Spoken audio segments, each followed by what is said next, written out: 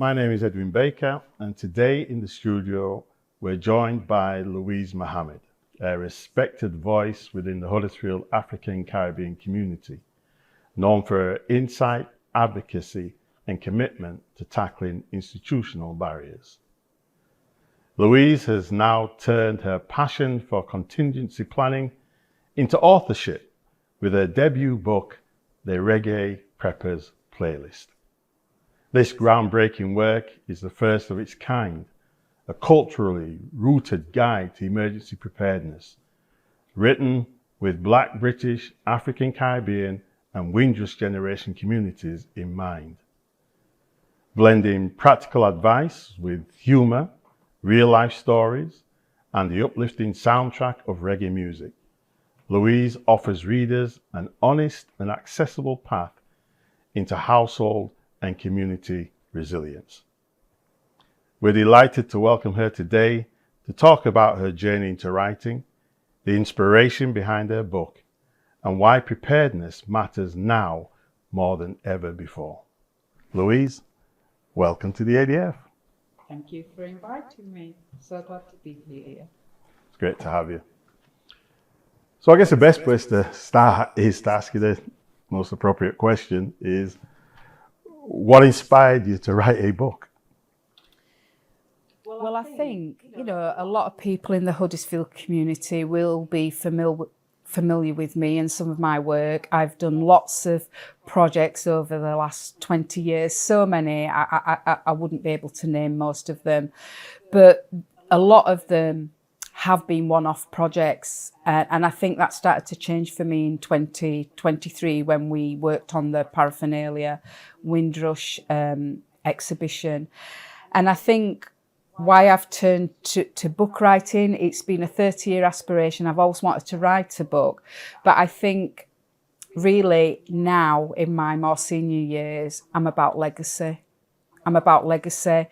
It's not so much about one-off projects now. And not to be morbid, but it's like what will live beyond my physical life.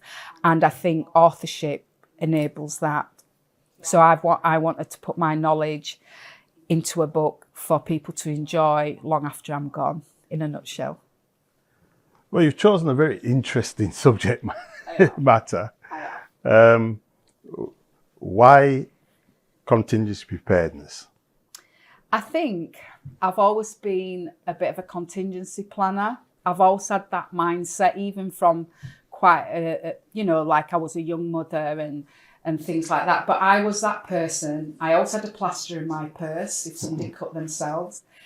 I was that person that always had a stamp. If anybody got a stamp, I was always that person that had a spare flashlight and batteries. If a neighbour was in need or somebody knocked the door and said, "Have you got?" I usually had whatever it was they wanted. So I've always been a little bit like that. But I think the inspiration to write on this topic is just sitting really and watching world events unfold. Just feeling quite anxious about some of the things that I was seeing. And sometimes, people think that things are quite unrelated, but I think I have the ability to join the dots. And, there's things happening nationally, but there's things happening on the global stage that have the potential to impact our everyday life. And I'm not sure everybody, the average person actually recognises and can join those dots in the same way. So it was a bit of anxiety, really, watching what was going on and thinking, and I guess in believing in myself that I have quite a lot of lay knowledge on the subject. I mean, I'm very honest in the book. I do say I'm not an expert and I'm on my own preparedness journey. But I think, I use the term in the book, I know more than the average Winston and Pearl on the subject. Yeah. So just a belief that I have got enough lay knowledge and I know enough to share that right now. And I don't have to wait to be an expert necessarily, because I saw an urgent need.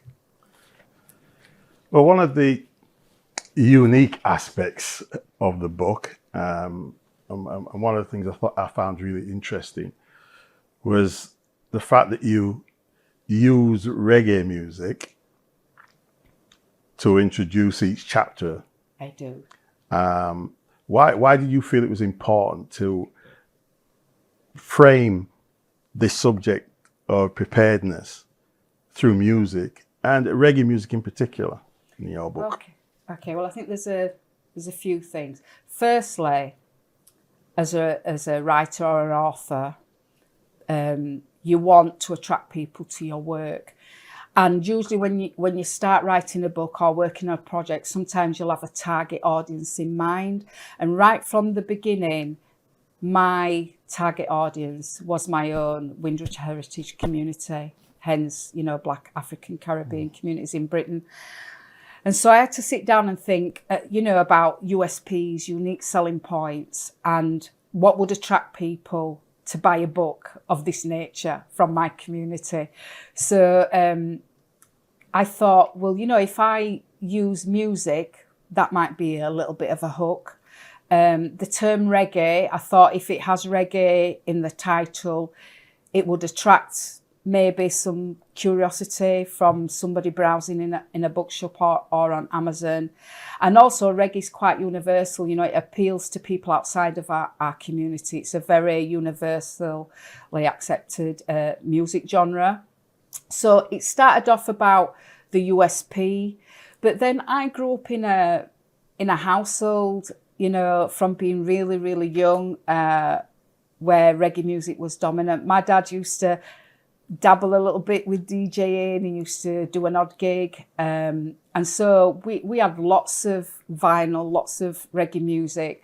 And so I grew up with that. And I think, moving into high school, I got interested in sound systems and that whole culture, sound system culture, and just really the very serious, conscious message that was relayed through reggae music. A lot of it was about tribulation, about struggle, about poverty and life in the ghetto, but there was a unifying theme through it, about the call for unity. And I think there are some correlations with some of that, the messaging in reggae music with, some of the things that are happening in the world today. And so, yeah, I think there is a link, and I hope I've displayed in the book by the tracks that I've chosen for each chapter. I hope readers would agree that reggae music fits very nicely, the tracks I've chosen,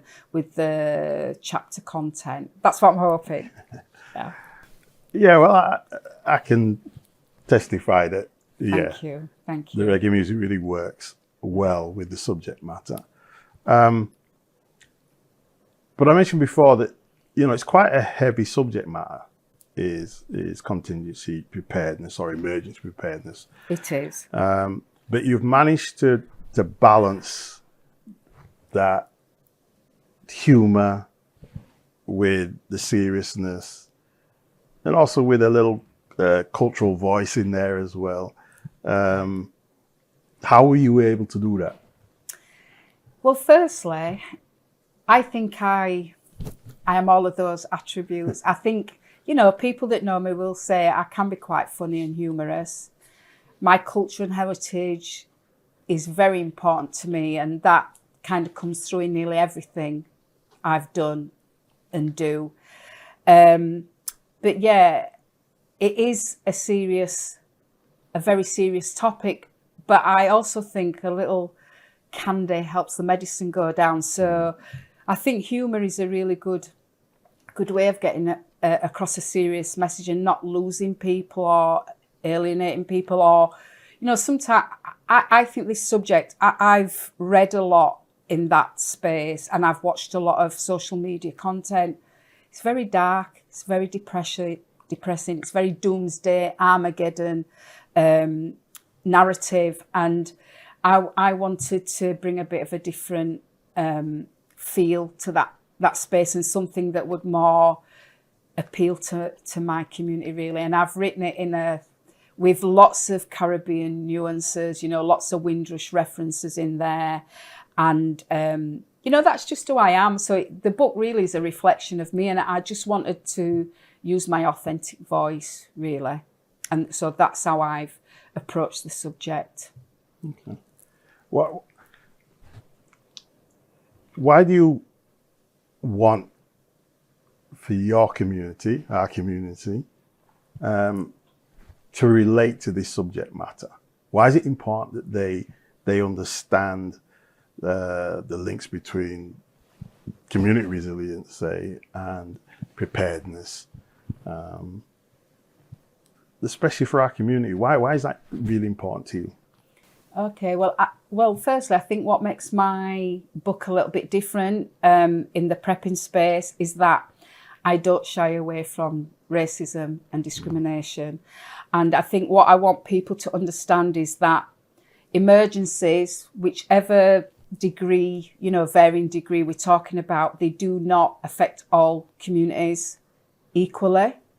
And in the book, I talk specifically about two instances, Hurricane Katrina and the recent war in Ukraine, where we see that people with skin colour like ours are treated quite differently.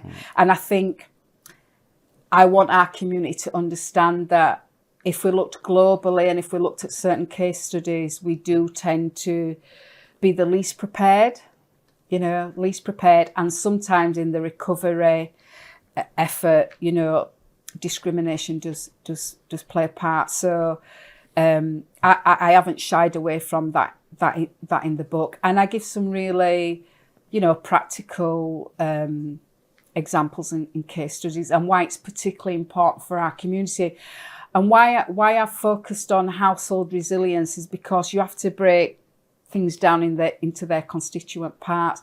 The better prepared you are as an individual household unit, then that makes your community more cohesive and better able to respond, really. It starts with family, it starts with your own domestic household. And once you've got your own ducks in a row, collectively, that's quite powerful. And just making sure that you've got a varied skill set, you've got varied resources across a number of households and communities. And, some things might affect our community that don't affect other communities. We can be the recipients of race, racism. When you see what's happening on the streets today, all the protests around immigration, it's really protests around black and brown people or Muslim people, let's be honest. And so there are things that particularly affect our community that not necessarily have the same impact on other communities. Cool. So what are some of the conversations you're hoping that your book are going to spark within families and within our community? I think I start the book, for people that know me, they know that I love quotes and I collect quotes. And I start the first sentence of the book in the introduction with a quote: "First do what is necessary before that which is nice." And I think that's the conversation that I'd like to spark. I'd like every household, to be honest, but particularly, in black and brown communities, to start there. Because we're very good in our communities at doing what's nice. We love planning a nice holiday. We love planning a festival, carnival. We're quite joyous people. We like to party. We like to fete, as they say.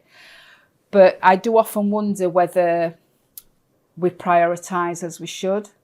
And just to give an example, I've used my holiday budget this year to invest, to fund in this book project. So I've had to go without a holiday to produce this and all the promotional material.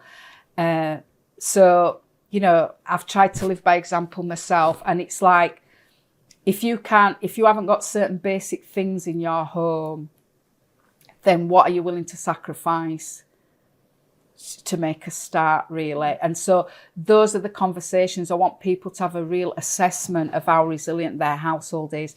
And in the book, what I do suggest is switch the isolator switch off to your electric supply and go a full 12 hours without electricity in your house and see how well you can cope, because that's a really good indication of how well you'll cope in an emergency. And emergencies, there's a spectrum. So I give some very domestic things like a power cut, like an unplanned hospital stay.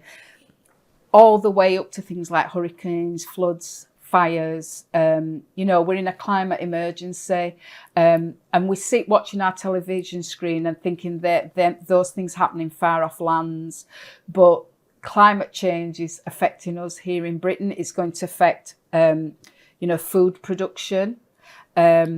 When I was doing research for the book, I found out that we had a really severe flood in 2004 in Cornwall, where people were having to be evacuated off, you know, roofs of buildings by helicopters. You know, we've had some wildfires, you know, in domestic areas, parts of London on one of the hottest days, I think in 2022, properties.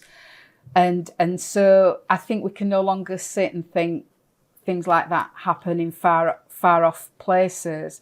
The potential really is much greater now for things to happen in our own backyard. We've got sinkholes appearing, you know, gas explosions. You might have to be evacuated at very short notice from your property. And I want people, after reading my book, to do an honest assessment of how resilient their home is. That's what I want the conversations to be about, and make the necessary sacrifices to start that journey if need be. You know, if you don't have the resources to do some of the stuff, knock some stuff off your nice list and do some of the necessary things. That's what I would like to happen. Yeah. The book's really practical. It is. I would say. Yeah. Covering areas that everybody's everyday life is involved in: hygiene, money, medication, yes, you know, food, etc., etc. But like you've just mentioned there, for somebody who's just coming into prepping, yes, yeah,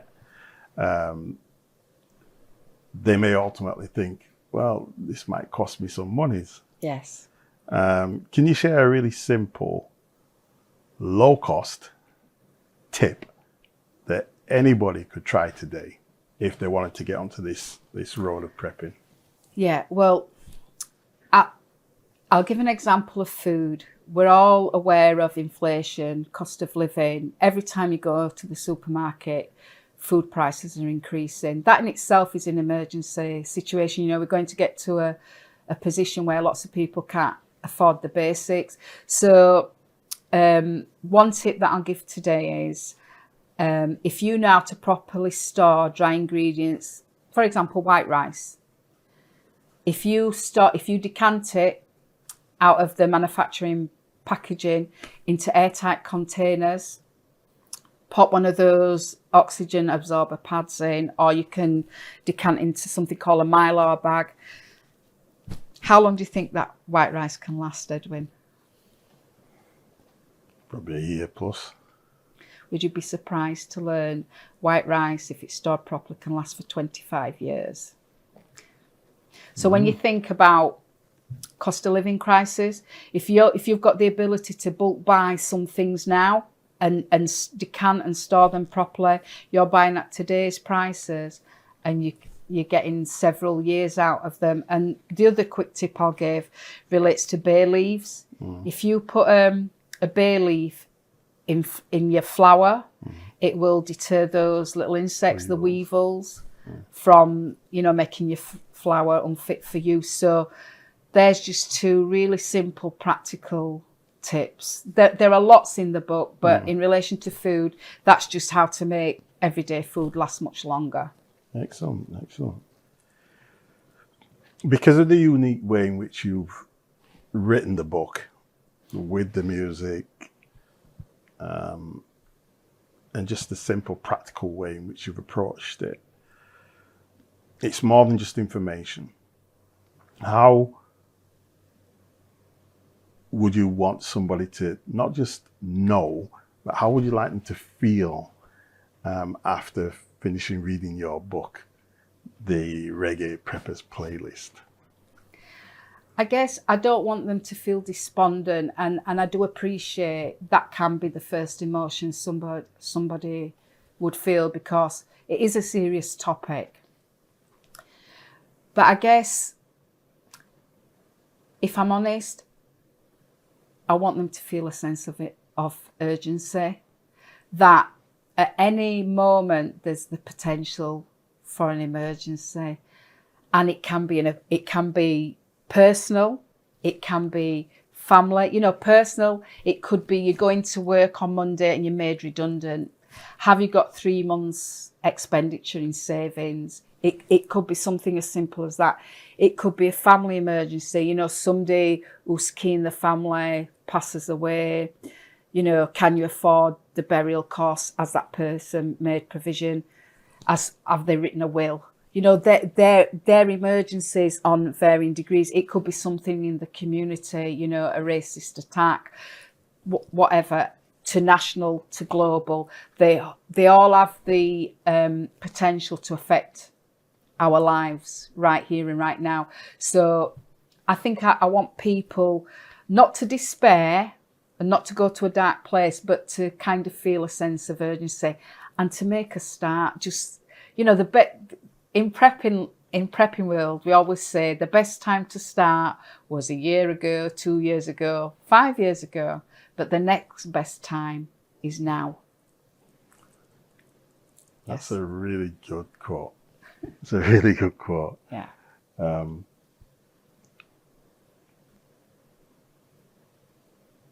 I just want to say thank you. Oh, thank you. Thank you for the book. And thank you for sharing your journey and how you came to write it.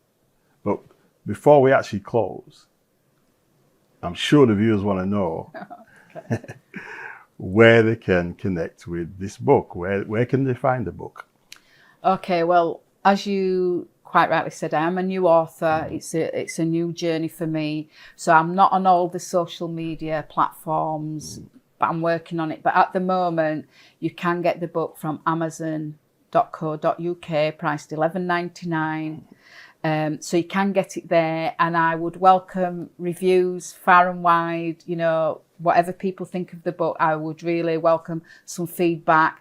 And I'd say for anybody who lives in Huddersfield and knows me personally, I do have a small stock myself. Okay. So if you know me personally, you've got my contact details and you would rather buy from me directly, you know, contact me and we can arrange a meet up and I can do it that way. But for the masses, the easiest way is through Amazon. And just to summarise, you know, it's 160 pages, it's 12 chapters, each on a key subject.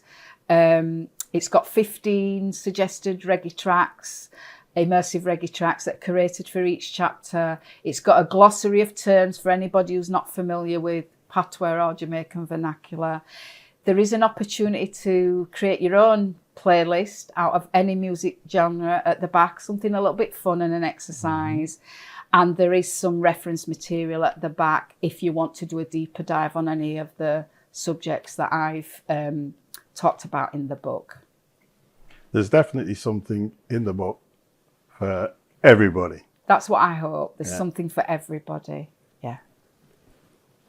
Louise, thank you so much for sharing your wisdom, your passion, and of course for giving us a powerful new way to think about resilience through the Reggae Preppers playlist. For anybody who wants to start their own preparedness journey, whether you're just curious, just getting started, or looking for practical, budget-friendly advice, this book offers a heartfelt, culturally rich and inspiring guide. The Reggae Preppers playlist is available now, and I would encourage you all to get a copy, prepare with purpose, and maybe even find strength in the soundtracks of reggae along the way.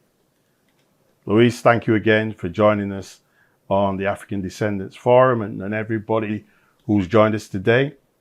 Until next time, keep reading, keep writing, and keep telling your stories. Goodbye for now.